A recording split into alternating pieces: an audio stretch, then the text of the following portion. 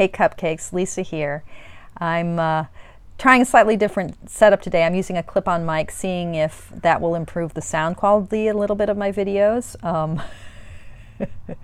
You know, I'm like always so incredibly grateful that anyone watches these videos because they are so crappily made. It's like beyond do-it-yourself. It's like do-it-yourself when you have absolutely no skills or technical ability.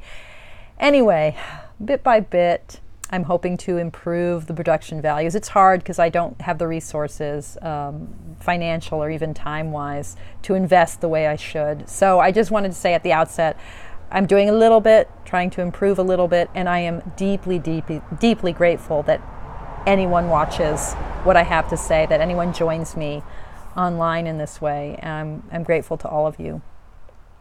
So why am I here today?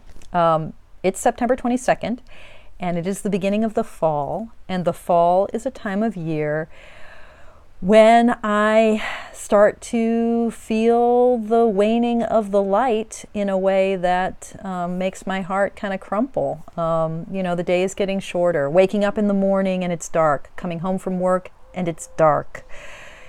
That sort of way in which colors, you can even see it. I'm sitting outside today. It's kind of a gray fall day here in Oregon, and not raining yet, and just everything seems muted. It's just, I find it hard. I find it hard as someone with a lot of wandsiness, a lot of wands energy. I find it hard to keep that fire going. So how can I bring the spark back?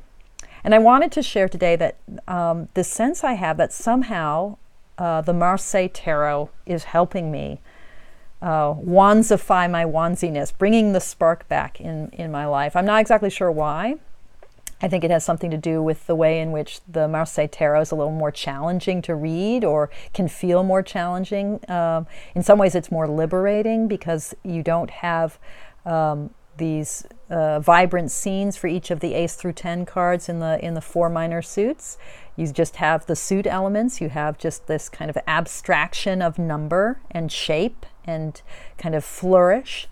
But I think there's more to it than that. So the invitation, if anyone cares to join me, is Marseille for fall. Marseille for fall. And I'm thinking about the Marseille-style deck in a very broad sense. So really any deck where the pips, where the suit elements dominate in the minors, and where you don't really have big scenes, but where we're thrown back on our own resources of divination, our own ability to read pattern, our own ability to notice increase and decrease in shape and contour.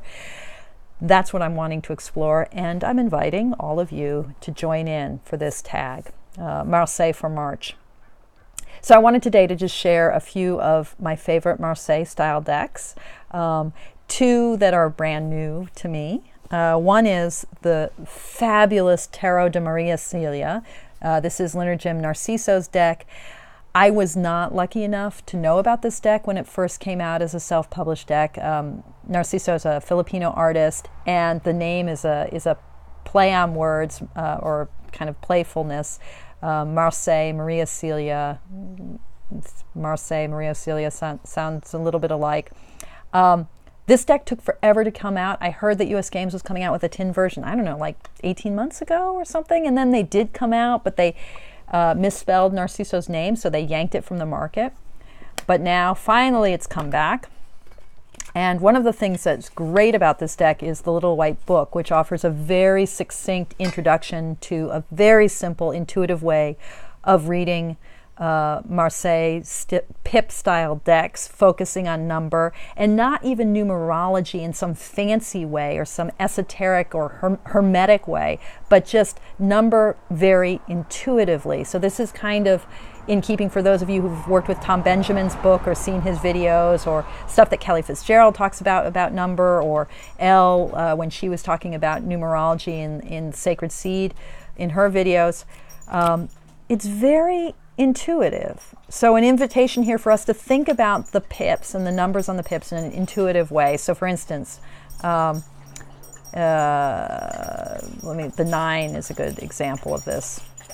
9 is the last single digit number, and the 9s represent the completion of the final cycle of the pips. By the way, if you hear a noise in the background, that is my dog Sylvie, who is the noisiest drinker on the planet.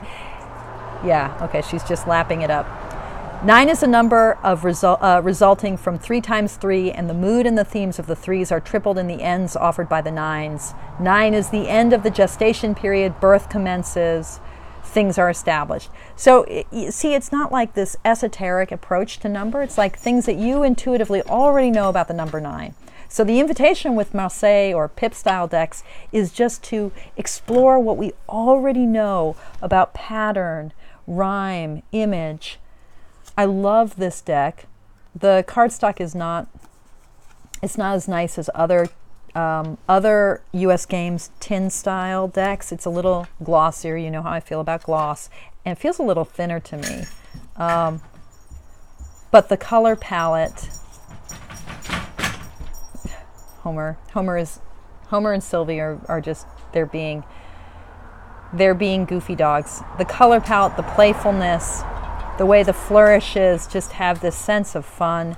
The courts and the trumps, the figures, they're just, Narcisso's just doing his own thing, and it's wonderful. I've already had some really amazing readings with this deck, so I'll be exploring this deck in videos to come, I think. I also just received just yesterday, my new, this is my own little pouch, my new second edition of the Marshmallow Tarot. There have been a lot of flip-throughs of this deck that have shown the new holographic image, that have shown the cards side by side. I'm in agreement that the first version, the first edition, maybe the cardstock was slightly preferable. But my first version, the first time, literally the first reading I did, I bent one of the cards in my shuffle. And yeah, so however great the cardstock was with the first edition, it was also a little bit flimsy. We'll see how this one fares. I'm really excited to start playing with it, the Marshmallow Tarot. And then my other 4 favorite Marseille-style decks at the moment, I'm really excited about the recent Golden Tarot de Marseille that came out from Lo Scarabeo. It's one of their gold foil decks. It's kind of tacky, actually. I mean, it's not like, I love it. I love it. And I've also had great readings with it. The color palette is I mean, like those blues and reds, not so crazy about the blue, the very traditional primary colors, but I don't know, it's fun, it's shiny, it's gold foil, like really, what's there to complain about? I love, love, love. And it has that new tarot deck smell. Yeah, so the Golden Tarot de Marseille that just recently came out, like maybe 3 months ago, from Lo Scarabeo. This is one of my all-time favorite decks. This is the Spanish Tarot, a Fournier deck. This is a vintage version. I have like 3 or 4 of these. The palette, you can see it really well in the 2 of Cups. The palette of this deck is completely unique and amazing. It's one of the most beautiful renditions of the Marseille Tarot that I've ever seen. And if you can snag a vintage edition, they aren't that hard to come by. The Spanish Tarot, they aren't that hard to come by on eBay, but you have to be a little patient. And you can also get them on Spanish shopping sites. If you can snag a vintage version from the 70s, the cardstock is amazing, and the colors are even more vibrant. And then there is, of course, the classic tarot. This is a 1970s Stuart Kaplan version of a late 19th century deck. And, you know, this is a slightly glossy cardstock. I love the cardstock. I love the size of this deck. I love the bubbliness, the kind of bubble, what do I want to say? I guess just bubbliness. There's sort of a kind of like bobblehead? Do you know what I'm saying? Like, look at the cups. they're just, everything seems slightly rounded, and the palette is wonderful. The names, like, look at this cup. It's a little bit like Yellow Submarine-ish, you know? Am I making sense? Is this making sense to anyone other than me and my feverish brain? Notice that the titles are all kind of have all been modulated into, I'm just showing random ones, have been modulated into Waite Smith. So the High Priestess, for instance, instead of the Papist. Anyway, so this is the classic tarot. And then, last but not least of my favorite Marseille-style decks is Fournier's Marseille Tarot, that has this color palette where the wands have this green backing, the swords have this blue backing, the cups have that kind of orange backing, and the coins have this sort of yellow backing. So it's got this kind of coating. I don't know why I like this deck so much. I mean, these are all, you know, these are all Marseille-style decks. They're all kind of based off of the Convert Marseille from the mid-18th century. But the nuances of the slight distinctions in these decks, and not always so slight,